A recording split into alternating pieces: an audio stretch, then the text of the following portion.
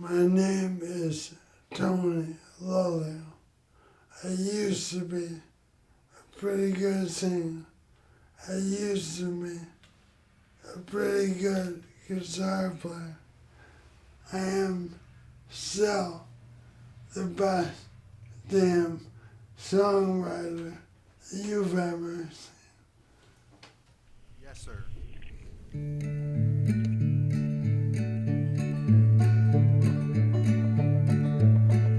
Take me back to the place where I first saw the light. To my sweet sunny south, take me home, where the wild birds sing me to sleep every night. Then why was I tempted to roam? Oh, the path Country music to started our with cabin, they say my brother wanting to play gospel tunes for my grandmother. When Tony came to me, primarily we were playing a lot of traditional gospel music.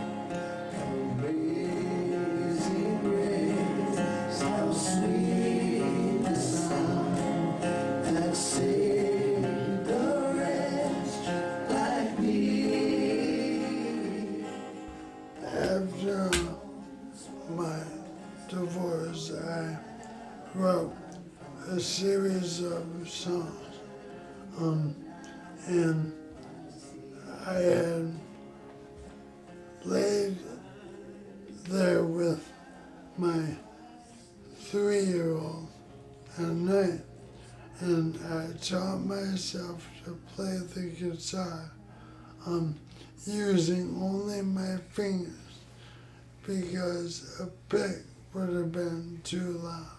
The first few months, it was just me and Tony. The more I played, the more confident I got, and I decided that I wanted to perform, but I was afraid to perform by myself. And so I talked to Cameron, and he had learned to play along with me.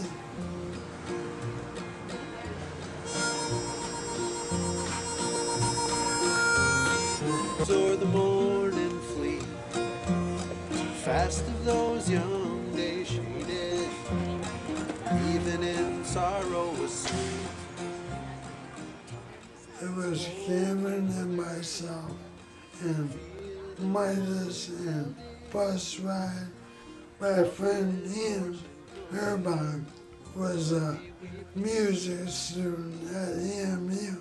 He comes up out of the blue and says, "Hey, if I learn to play an upright bass, will you allow me to play with you?" And I was never inclined to turn musicians up.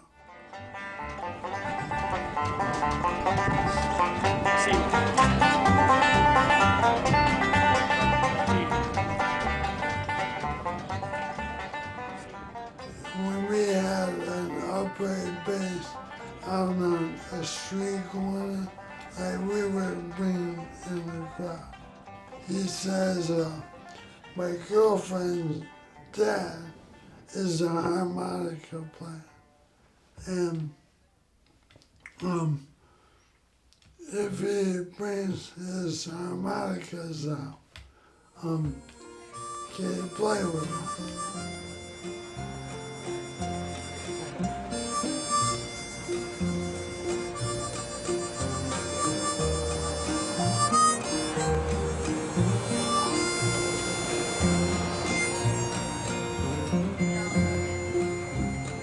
Summer of '09 when I was first invited to play. That was Cameron, Tony, and Ian. Those were the first people that I played with. By saying he plays harmonica, that was an understanding. I thought, I can add a little something to that, because the harmonica it's an emotional instrument. It adds a different dimension and another layer. The man was like a master of piano, and he knows music theory really well and plays the harmonica like you never heard.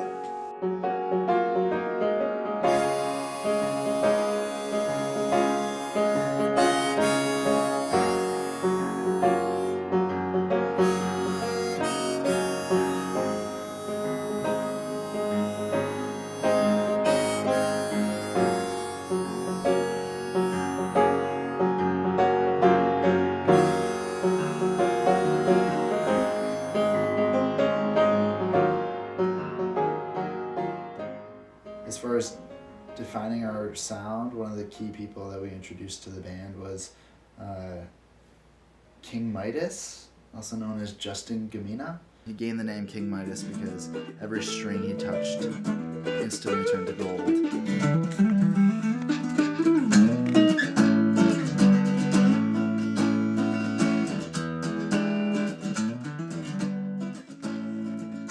We found out he was like this virtuoso lead guitar.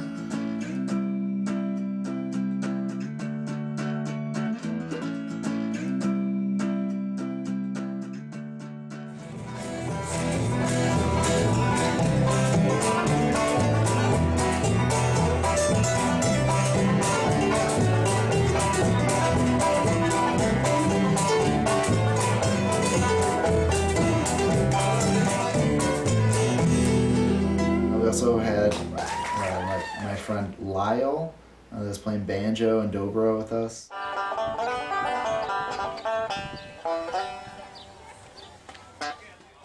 So our band grew exponentially and we started gaining more and more people, which got a little strange at times. It was kind of tough getting everybody to all the practices.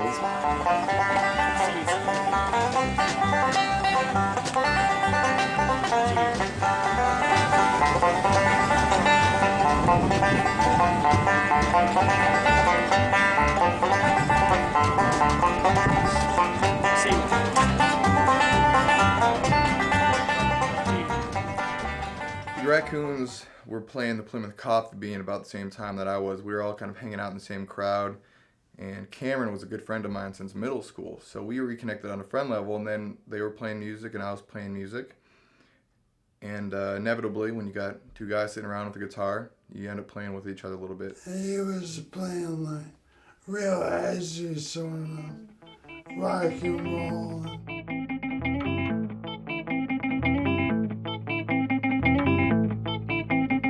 Baby, don't you think you could be wrong? Baby, don't you think you could be? I was working on bringing the bluegrass out of him. Is that fair? Absolutely. I noticed that no matter what he was holding, he knew how to play it. And he was also fond of odd musical instruments that no one had ever seen, as was I. We just worked well together as musicians, as friends. We would just sit down and we'd have a good time. And we melded well together. And that was something that I've been looking for a long time. Hadn't found it until I met Tony and Cameron. Now I have my band and my upright bass and my harmonica player. I have a banjo player now. Not only that, but I also have another frontman who can play along with us and take some of the pressure off me. I left my mammy and pappy just about the age of 10. I got me a job for working on the levee, toting water for the hard working man.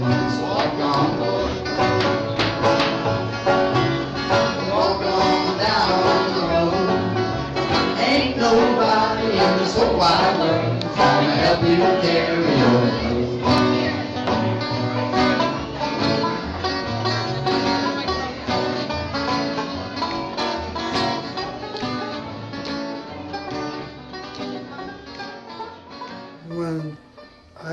listen back to all the songs we recorded over like probably a year or a year and a half,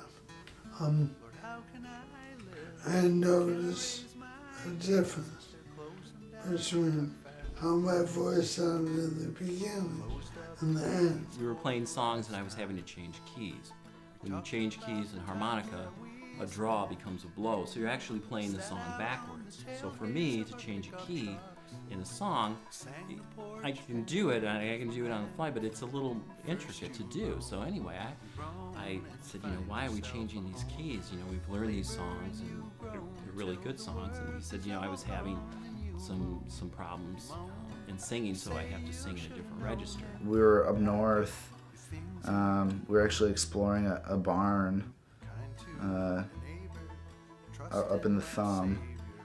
And I noticed when we were kind of exploring, we were going around, we were climbing ladders, and I noticed that when Tony was climbing up the ladder behind me, I turned around to help him up the ladder, and I thought that was odd, seeing as my brother was only 30 years old at the time, that I had to be giving him a hand. When my brothers intervened and was like, are you on pills or been drinking or, I said, your voice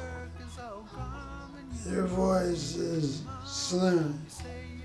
He was having trouble forming chords.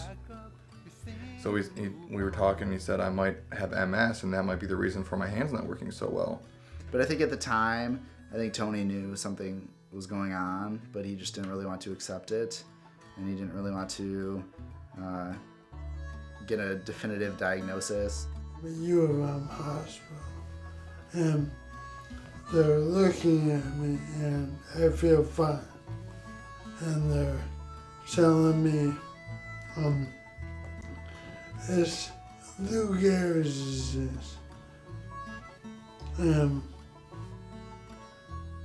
I had only heard a little bit about it. And they assured me that there was no treatment, no cure, and that I only had a very little time left. I asked them how long, and they said 2 years maybe.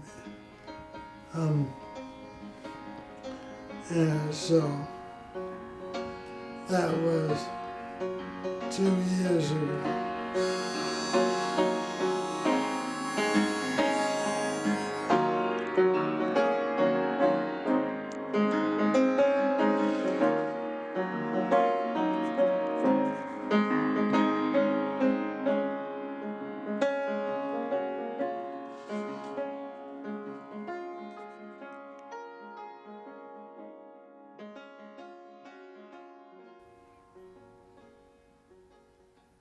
I don't know. It was something that I don't think anyone really knows how to deal with at the time, and I certainly didn't. I know no one in my family did. Well, the kind of music that we played was about hard times and short lives and bad luck.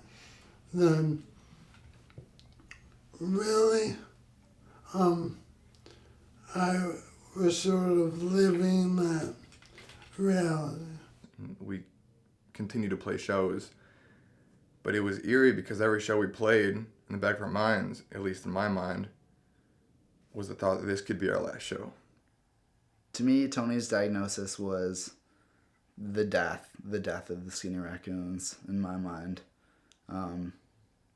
I started playing music with anticipations of playing with my brother for forever, So it was tough. It was tough. I mean, with my brother, that was our life. That's what our connection was always the music. Because we had formed this band that just worked so well together. And I'd looked a long time for that.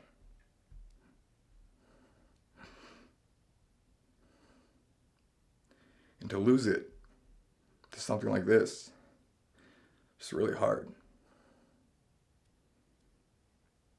To lose someone from this world who's honest and good as Tony is, it's like a slap in the face to humanity, to your friends and your family, and to our music.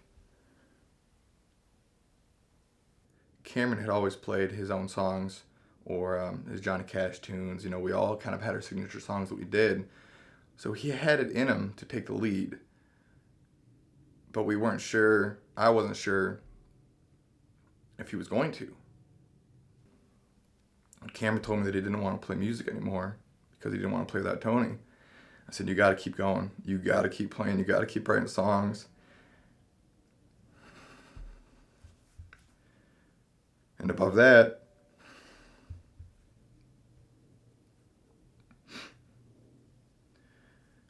you also have to keep playing Tony's songs. I knew that even though I was not playing anymore, that what I had started and created was going to have a life of its own. The music is important to me, it's important to my family, it's important to my brother's legacy. I'm counting on him to keep the Skinny Raccoons together.